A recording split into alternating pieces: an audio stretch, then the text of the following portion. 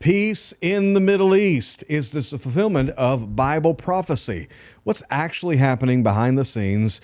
Should we trust in the negotiations that are taking place with Hamas right now? And what are the prophetic implications?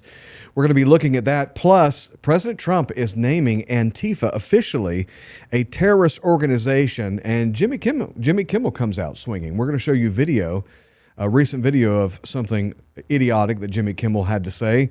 A couple other really exciting news items, plus the three-eye atlas. What is this strange thing that's hurtling toward the earth? And newly released video from Area 51, from the original crash of Area 51. There's all kinds of stuff we're going to cover today, and we have one of our favorite guests with us who has such a unique perspective and depth of knowledge. You're not going to want to miss this. But before we introduce him, we want you to introduce yourself. Right there in the comments. Let us know, where are you watching from? Because Evan's going to be watching you. I'm right here. I'm always watching you, not in person, not actually physically, just in the comments. That's weird, because I always feel like somebody's watching me. Yeah. Josh Bird from Texas. Great to see you. As he said, Pastor Troy country. We love Pastor Troy down there in Texas. Sarah, blessings from Burleson, Texas as well. Dr. Kim Hunt watching from Red Cross, North Carolina, just down the road. All right. Josh Boyd watching from Texas as well. Diane from Midland, North Carolina. What's up, Diane? We've got Sarah, Amanda. Let's see. Joe's in the chat.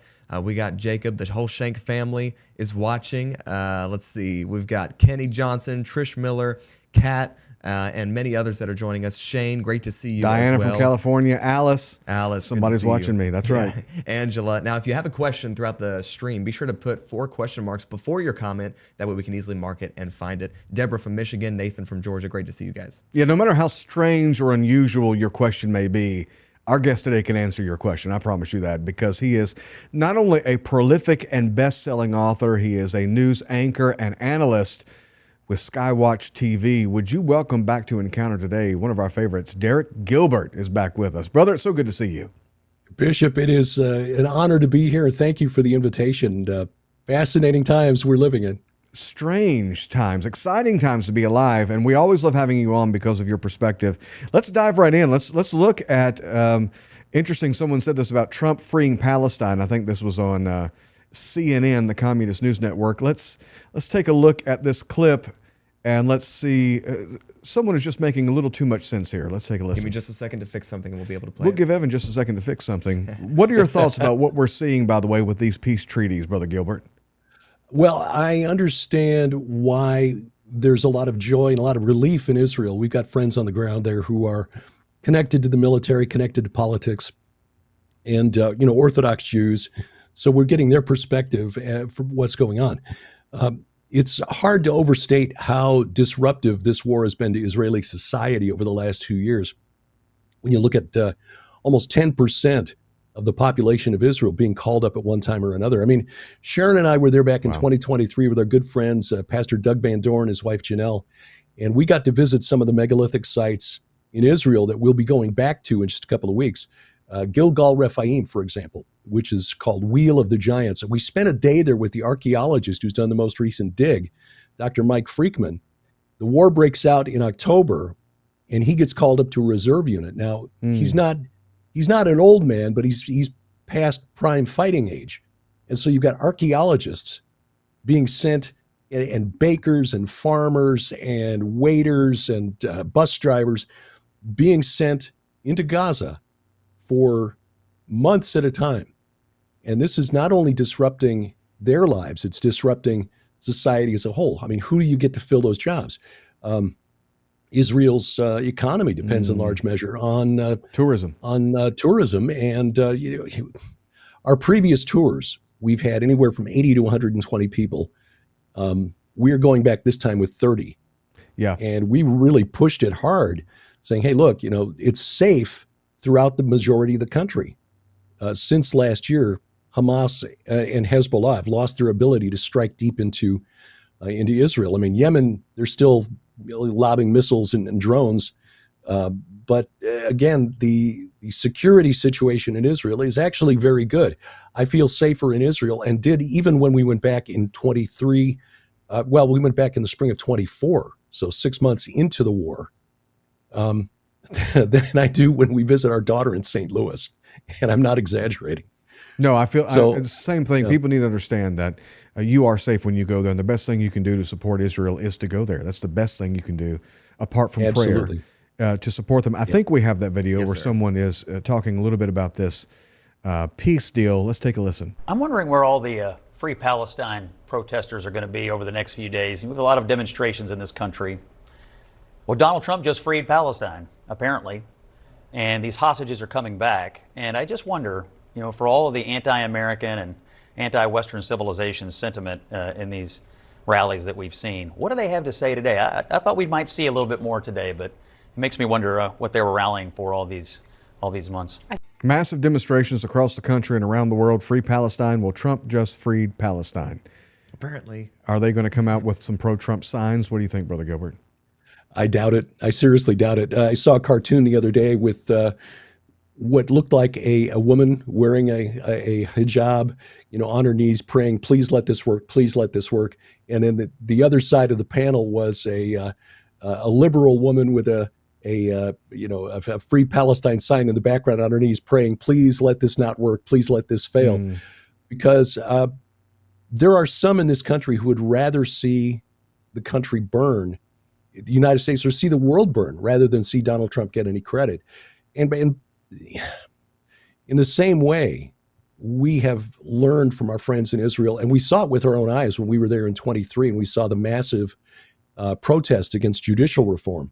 There are people in Israel, the deep state in Israel, which is mainly socialist, just like Antifa here, who would rather see Israel burn than see a conservative government remain in power, whether it's headed by Benjamin Netanyahu or anyone else.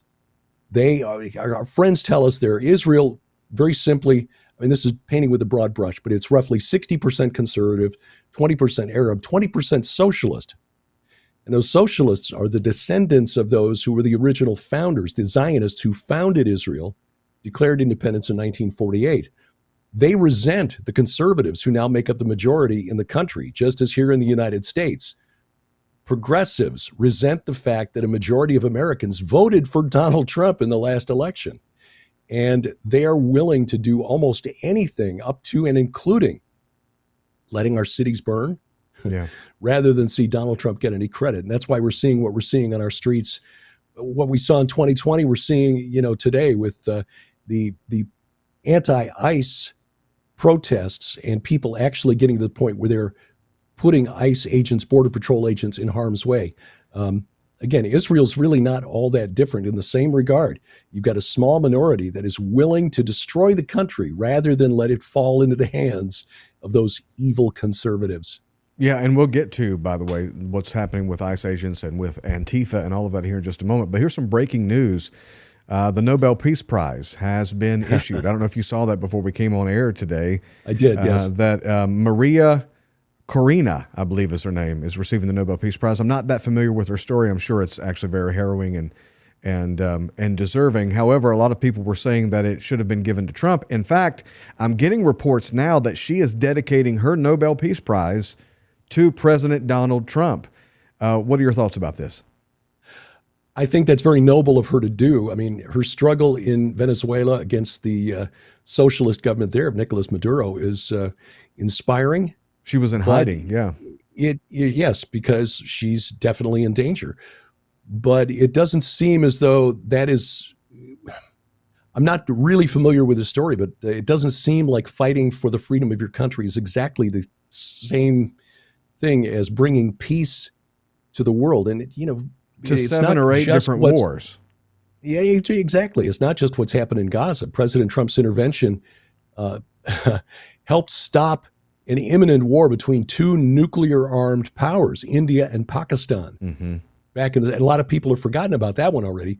It was very, very close to becoming an all-out shooting war. So there are others that the president has worked to try to solve, but these are the two that are most prominent. Now, the Nobel Committee is saying, yeah, well, we made our decision last Saturday. All right, fine. But again, the India-Pakistan thing, I think, would have been enough to qualify.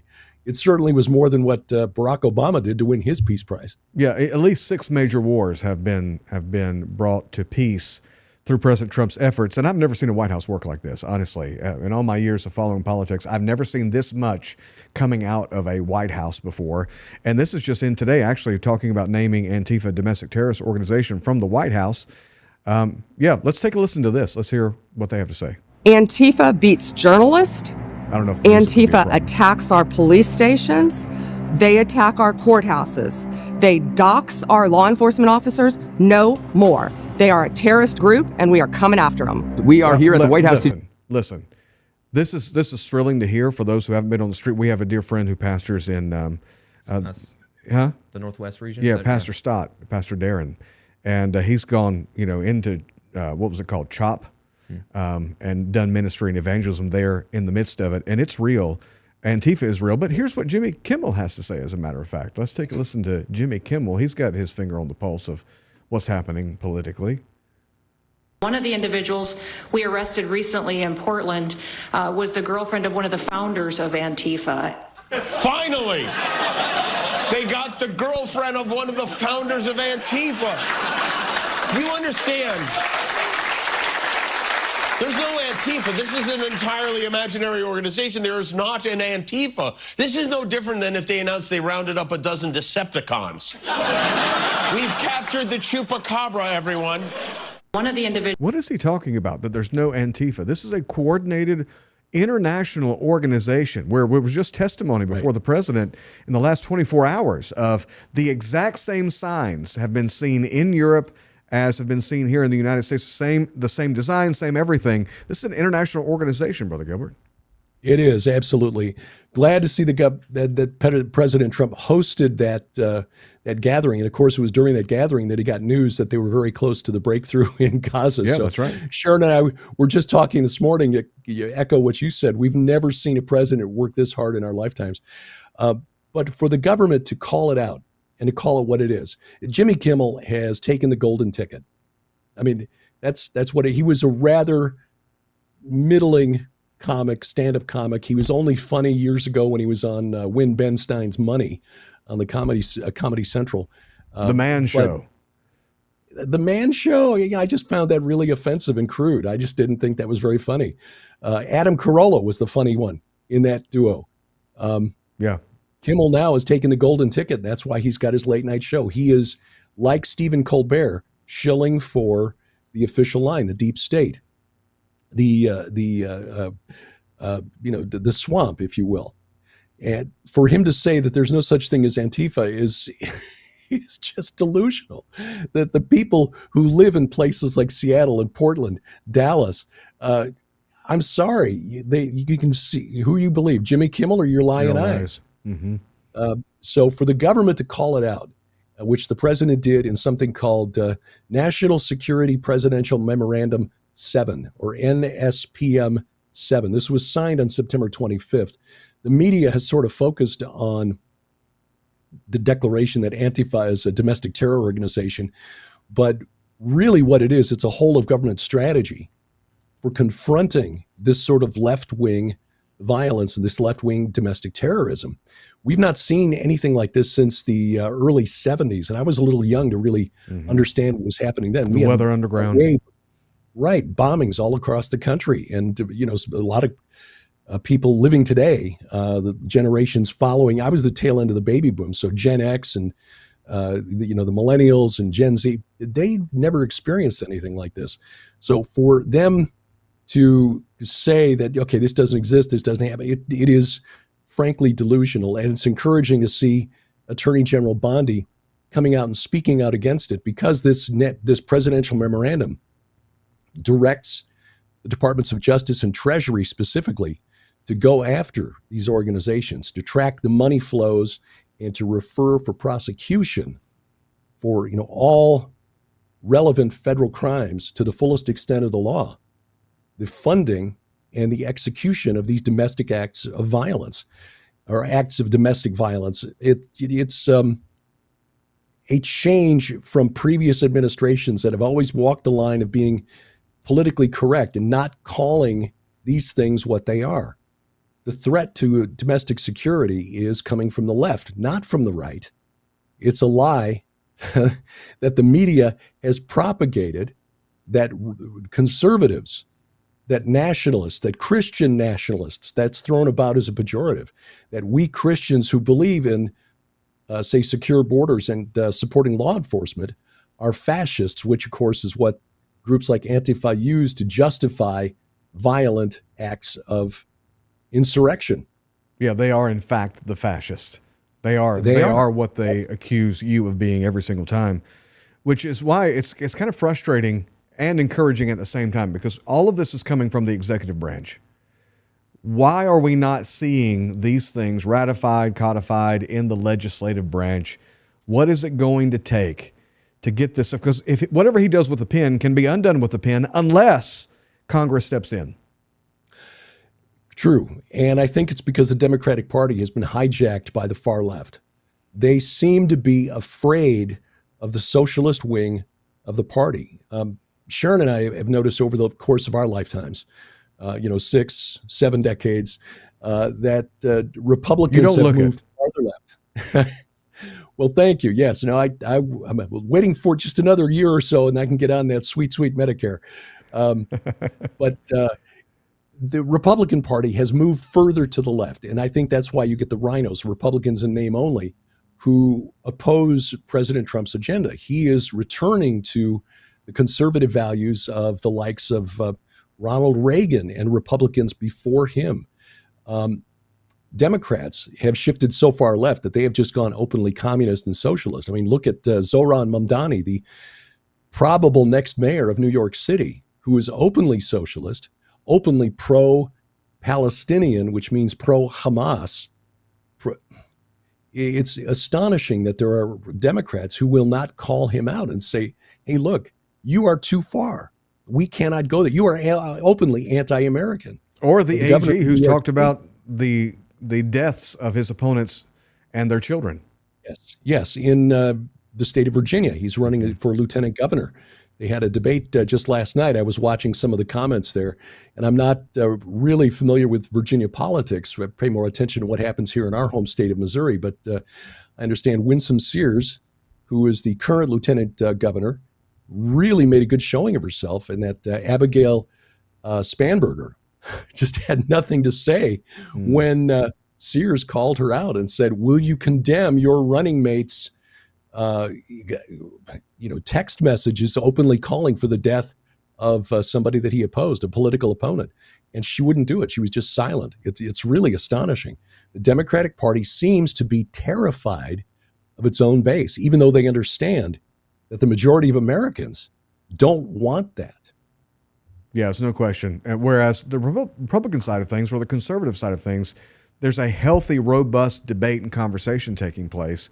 Right. And we're not afraid of our base. We need our base to rise up and actually do something, whereas normally our base are the ones who have jobs and are taking care of kids and living life, versus the unemployed, mentally deranged left base who will act on harsh rhetoric in ways that sane people normally wouldn't.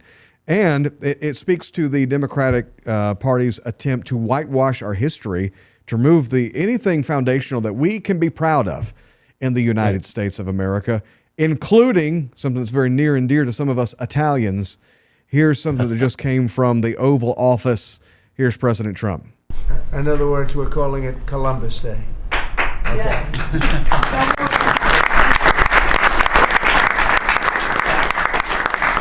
That was the press that broke out in applause. Can you believe that? I've never seen that happen before.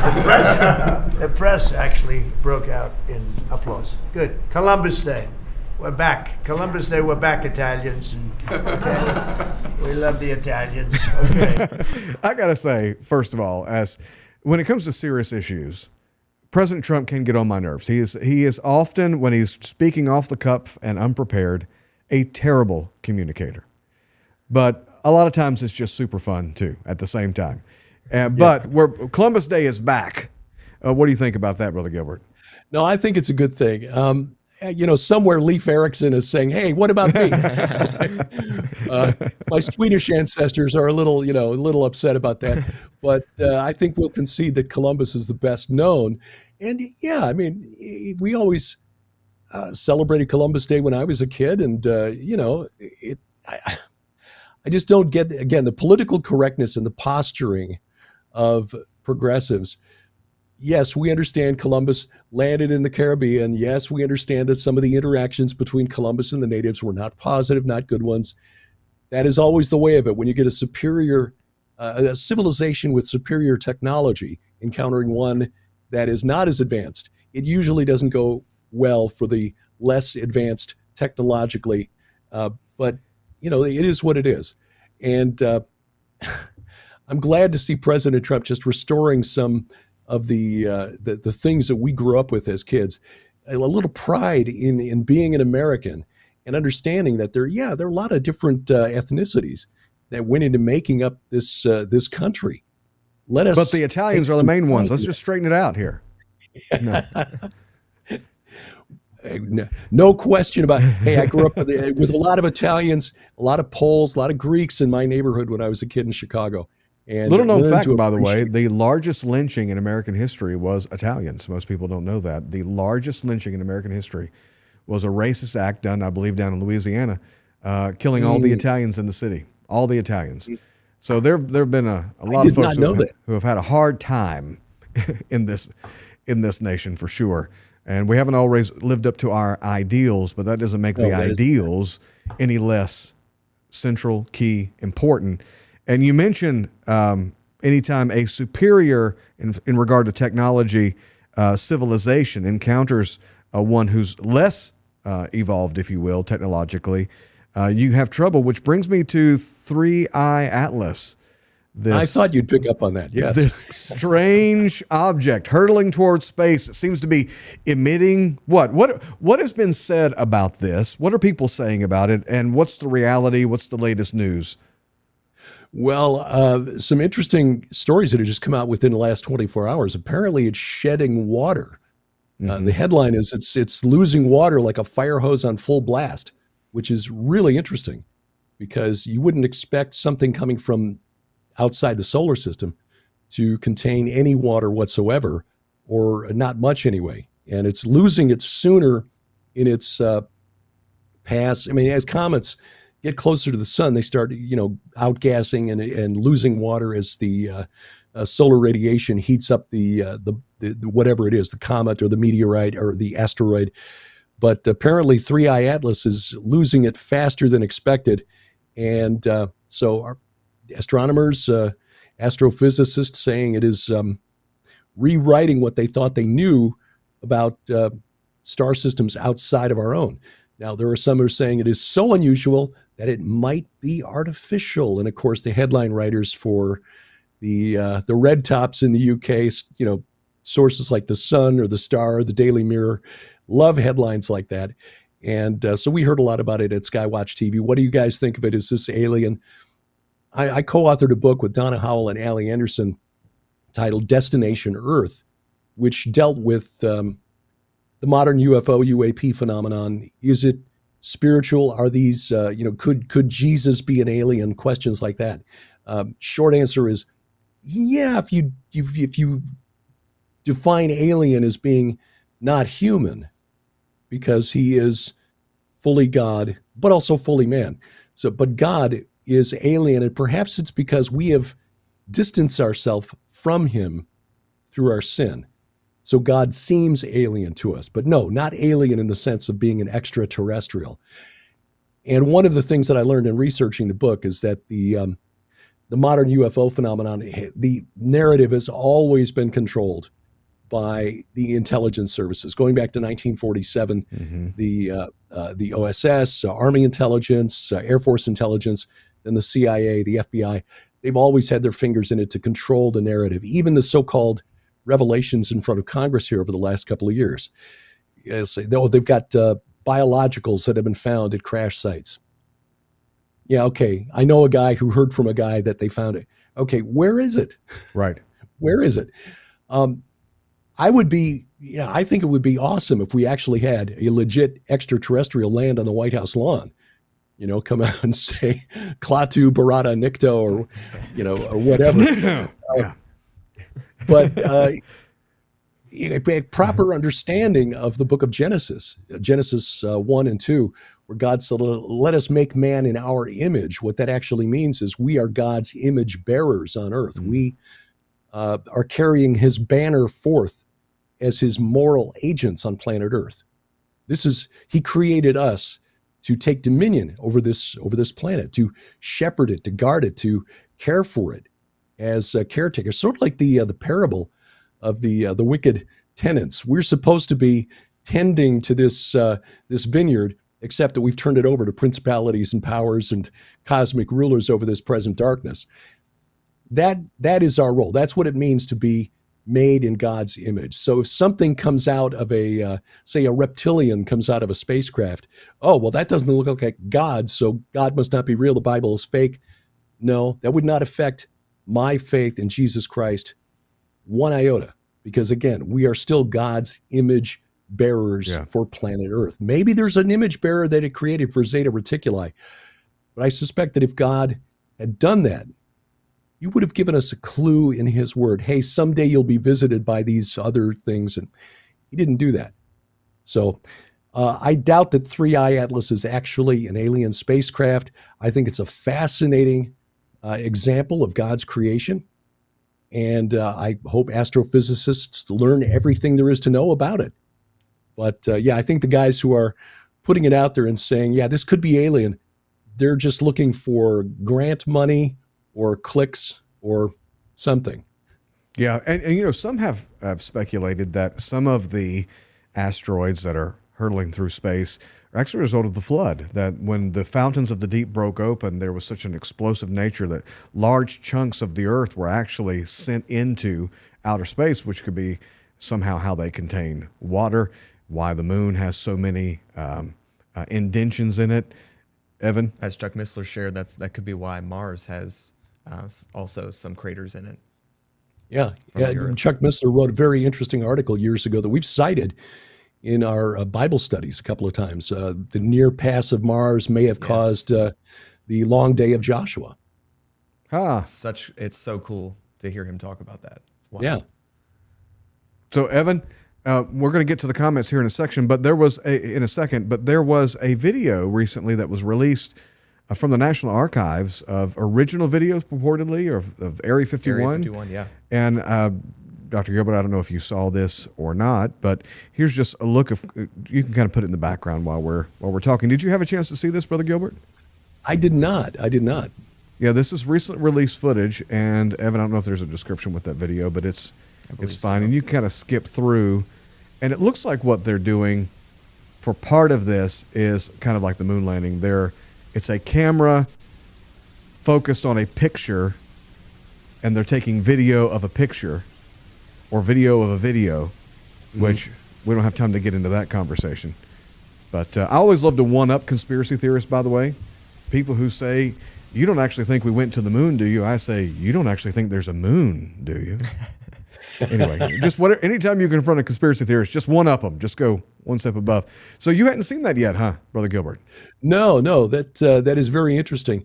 I've talked with researchers who've dug deep into the Roswell crash, and there are some very interesting. There's some very interesting and compelling evidence that this was that the story of a UFO crash was put out there to cover for the presence of ex-Nazis, we'll put that in air quotes, working on the government payroll. In other words, the taxpayer dime. Project Paperclip. On experiments.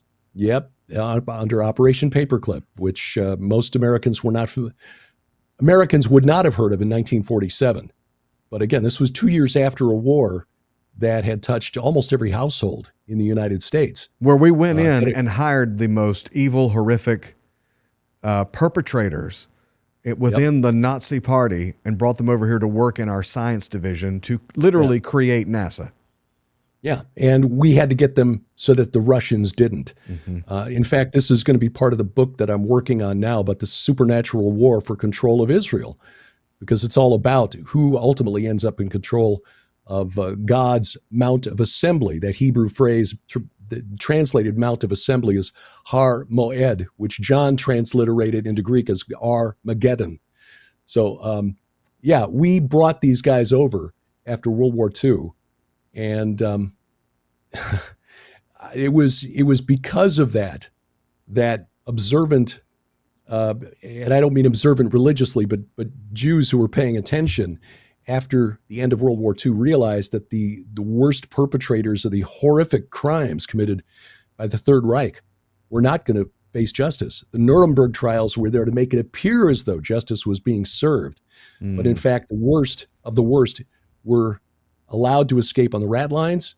And of course, Americans, prominent Americans, in fact, one American whose name is now on the National Airport at Washington, D.C., Dulles, was responsible for setting up the rat lines with the help of the Vatican to get very prominent Nazis out of Germany, some of them to South America, but many of them wound up here in the United States on the American taxpayers' payroll. And I think a lot of that would have been torch and pitchfork time for a lot of Americans. Hey, we just fought a war. I lost a father, a husband, a brother serving in Germany or against the Third Reich's military. And now you're telling me we're paying those guys to... No, it was better to just put out this cover story that, oh yeah, some mysterious craft, and forget about it, don't see it.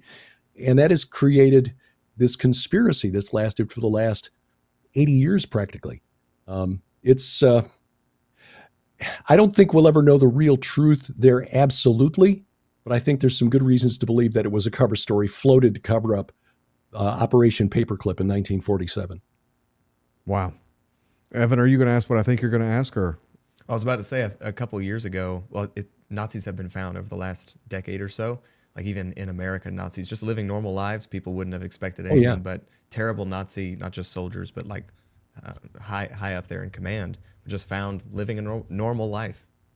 One of the most interesting books I've read in the last few years, and I started reading it, in fact, on our way back from Israel last year. We took a small group, just 9 people, to Israel on what we called our Solidarity Mission. We went to Sderot, where the police station had been overrun by Hamas.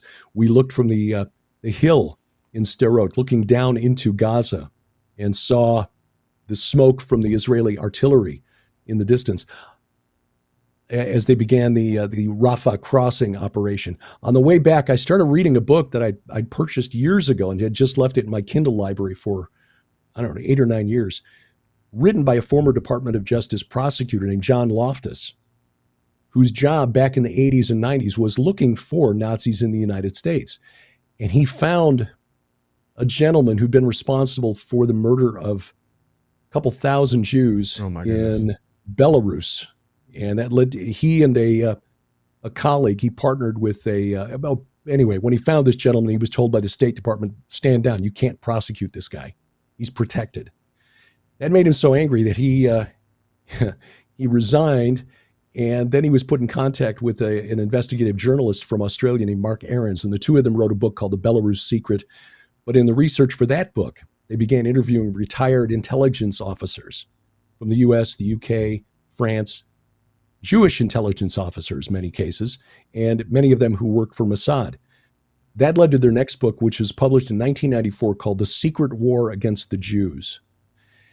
And those who say and believe that Israel controls the United States, even though this book is 30 years old, I would encourage them to read The Secret War Against the Jews, because it shows that beginning in the 1920s, guys like the Dulles brothers and others inside the U.S. government, rogue MI6 agents like T.E. Lawrence of Arabia, and a colleague of his named Jack Philby, worked on behalf of themselves, really, but also on behalf of the big oil companies like British Petroleum and Texaco and Exxon and Mobil and so on, to try to prevent Israel from becoming a nation, and then trying to destroy Israel once it became a nation. Wow. Back in the first Gulf War, we heard that we went into, the second Gulf War, after 9/11, we went into Iraq because it's all about the oil. Well, in some cases, that statement really is true. And you look back at the history of the Middle East over the last 100 years, and U.S. foreign policy has been all about the oil. Who's got the oil in the Middle East? It's not the Jews. It's the Arabs And the Arabs, at least 100 years ago, were very much opposed to the creation of an independent Jewish state, despite the fact that had been promised, not the Balfour Declaration. That was the British government trying to one-up the French. The French had actually issued a statement a few months earlier, the Cambon letter, that said, yes, we support your cause, and we think that this is what we should do once the war is over to help the Jews create an independent state in Palestine. But the League of Nations charter, and of course the League of Nations failed because the U.S. refused to join it, but the League of Nations charter promised an independent Jewish state in Palestine. And at that time, Palestine included everything that is now Israel and Jordan. But American intelligence, UK intelligence, French intelligence worked against this state from becoming a reality because it was against their business interests. Total, the big French oil company, BP in the UK, the big American oil companies, they were all trying to cut deals with the King of Saudi Arabia, the other Gulf oil states. That book, The Secret War Against the Jews, details this in with information that has been kept secret because those involved would find it very, very embarrassing to their family names. I mean, again, Dulles International Airport. He was the two Dulles brothers. Alan was the head of the CIA. His brother, John Foster, was the Secretary of State under President Eisenhower. And these are the guys who worked with the Vatican and others to get the Nazis out of Germany after World War II. But during the war, they were working to broker deals to sell oil from the Arabs through Spain, which was a neutral country, but run by a fascist, Generalissimo Franco, and turn around and sell that oil Hitler's Germany. That was literally treason, and yet no one was ever prosecuted. Nelson Rockefeller was part of that. He later became vice president of the United States. So those who think Israel controls the United States are just not dealing in reality. That has never been the case. It is not the tail wagging the dog. Israel has always needed the United States. And they've got the best friend they've ever had in the White House in President Donald Trump. Yeah, and that segment right there, this is what makes this program so valuable. Those of you that are watching right now, you need to rewind that. This is one of those segments where you need to rewind and watch that entire clip of what he just laid out for you and take notes so that you can give an answer for the hope that lies within you. And somebody send a copy of that book to Candace Owens and Tucker Carlson as quickly as possible. But guys, if you haven't already shared this, we've got to get this information in front of as many people as possible. Hit that share button right now. I want to ask you about what you feel is coming. What kind of disclosure is coming in the remainder of this year in 2026? But guys, before we do that, you need to get in touch with what God is saying prophetically. We just had Revival Nation Conference. Thank you to all of you who have made that possible. But I asked all of my friends who were there with me, Troy Brewer, Joseph Z., Todd Coconato, I asked them to write about prophetically what the church needs to know heading into the coming year. And so we put together our very first Revival Nation magazine, and you can get a copy of it right now when you go to encountertoday.com and go to our store. I believe it's in our store, right, Evan? Is the link in the description of the video? The link will soon be in the description of the video. And he'll put it in the chat as well so you guys can see it. But had all my friends, including a deputy editor of Encounter News, Matea Murta, write in this blog. I wrote in it about what I felt the Lord was speaking to me. And we put also conversation and small group helps with each article. So you can actually use these for a small group study or with a Bible study. So it's worth every penny. Take a look at the Revival Nation magazine. I think it would be a blessing to you. Derek Gilbert, what do you feel like is coming? What's on your radar? What are you paying attention to? What should the church be paying attention to? Artificial intelligence, and for a couple of reasons. AI is a useful tool. I was, in fact, just using it to do some research for the book that I'm working on. I wanted to look at geographically where, when Jesus was casting out demons, where specifically in Israel, in Judea, that took place. It turns out it was all clustered in a very narrow region, and it wasn't Jerusalem. It was all in the north of the Sea of Galilee, which is very interesting. Mm-hmm. Yeah. And that was ancient Bashan, the kingdom of Og of Bashan. That region going back thousands of years before the birth of Jesus was known to be, or believed to be, the entrance to the netherworld. So AI was useful, and then I went back and I double checked all the scripture references to make sure it wasn't, hallucinating, which is when AI just makes stuff up. Right. Yeah, sure. But artificial intelligence has become a huge part of the American economy, and I don't think most of us were aware of it. I wasn't until this week when Sharon pointed out this article to me. Sharon is my secret weapon. She gets up early. She's amazing. She scans the news, yes, and she's the smartest person I know. And she pointed this out. She said, Derek, you need to pay attention to this story. The Bank of England this past week, as we're recording this, brother, just sounded an alarm. Basically, they issued an alert that they're expecting a sudden correction in global financial markets because of the overinvestment in artificial intelligence. Yeah, bubble. AI has, yes, the AI bubble has grown to 17 times the size of the dot-com bubble that burst back in the late 90s and early 2000s. And it is 4 times bigger than the 2008 subprime mortgage crisis. Now, you remember when 2008 hit and things began to collapse there, when Lehman Brothers collapsed back in 2008, it was believed to be enough of a problem that it might take the entire financial system of the United States and even the world down with it. Then presidential candidates John McCain and Barack Obama both suspended their campaigns to go back and vote in the Senate. And of course, they voted for a bank bailout because the banks are too big to fail. The American taxpayer needs to make sure that these banks okay, that was how big they considered the problem to be then in 2008. Currently, the artificial intelligence bubble in the financial markets is 4 times bigger than that. What one analyst said in his research found that AI companies account for 80% of the gains that have been recorded by stocks in U.S. stock exchanges this year. 80% of the gains recorded by the stock market this year in the United States due to artificial intelligence, and that generative AI now accounts for about 40% of the U.S. gross domestic product. Wow. World's largest economy, 40% of our GDP is now connected to generative AI. And these companies have not yet figured out how to turn a profit. So 40% of our GDP is tied up in companies that are losing money.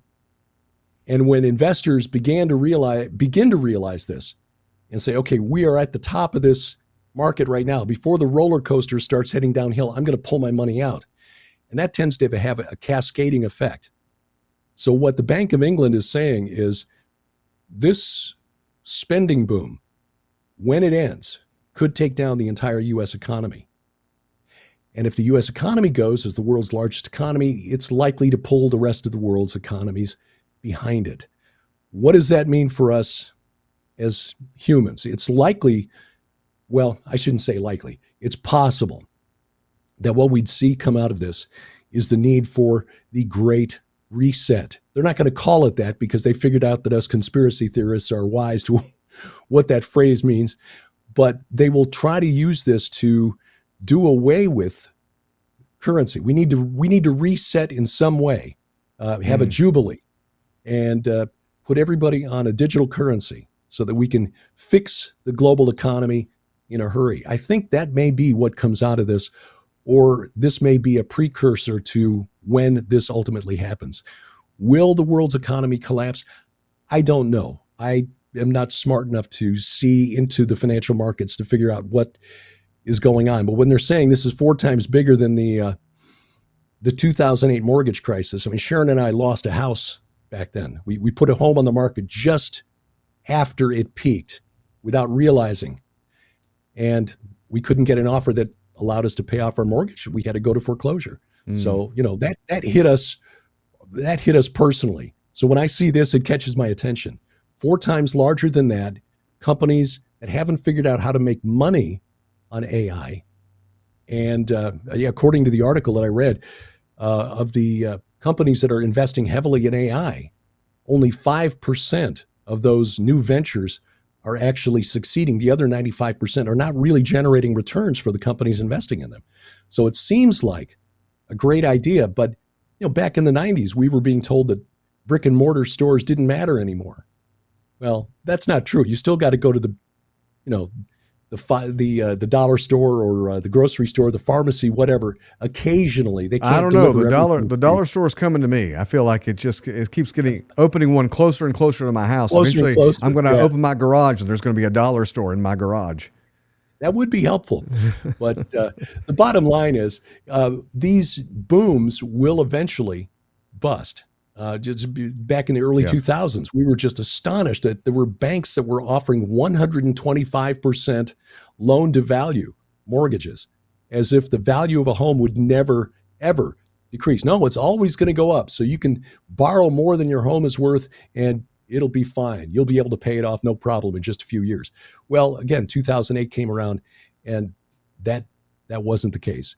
So I think this is something to watch for, the AI bubble bursting, and it could lead to some serious pain, and it could lead to then digital currencies and the central bank digital currency, which is a way for government to control what you can buy, where you can buy, and whether you can buy, especially if they tie it to China-like social credit score. Not to mention that there will probably be a quantum leap in AI. One of these companies is going to have such a radical advancement, it will make obsolete every other development, which will also cause the bubble to bust and cause untold transformations, not only with the bubble, but also with jobs. It's predicted over the next 5 years, 80% of jobs are going to be affected by the development of AI. So we've got to keep our eyes on this. And how do people keep their eyes on you? Because you're always updating people with this enormous wealth of information. How do they connect with you? We've got a couple of places. Our website, our web hub is gilberthouse.org, gilberthouse.org. Sharon and I do a weekly Bible study there, and we've got links to everything else that we do there. We've also got a Substack account where we post content almost every day, gilberthouse.substack.com. Free excerpts from our books as well as other content. So those are probably the two best places. And then links to all of our social media sites are at gilberthouse.org. Well, I can't encourage people enough to follow and connect with this ministry. There's all the books, by the way. All of his books are worth the read. They're full of information and a ton of fun to read, by the way. Great gifts, especially for the holidays. Check those out. And don't forget to get your Revival Nation magazine. Is the link in the description yet, Evan? Yes, sir. Look at that. Look at how fast that was. So fast. So in the description of this video, otherwise you go to our store and you search magazine and you'll see it there as well. But Troy Brewer, Joseph Z., Todd Coconato, Matea Mercher, myself, all kinds of content in here about what's coming prophetically. Get several copies for you and your Bible study group, and it'll be a blessing to you at encountertoday.com. Until then, check this out. You will never again doubt God's desire to bless you. When you get my latest book, 101 Prosperity Confessions, you're going to learn how to align your mouth with heaven's economy and unlock the blessings of God. For too long, we've been propagandized by a poverty mentality, and it's time for the body of Christ to rise up, to receive the wealth transfer and understand what God has promised from His Word. So allow me, if you will, to take you through this devotional. 101 days of scripture, devotion, and confession that will renew your mind, transform your life, and help us as a church advance the kingdom. Get your copy of 101 Prosperity Confessions today and align your mouth with heaven's economy.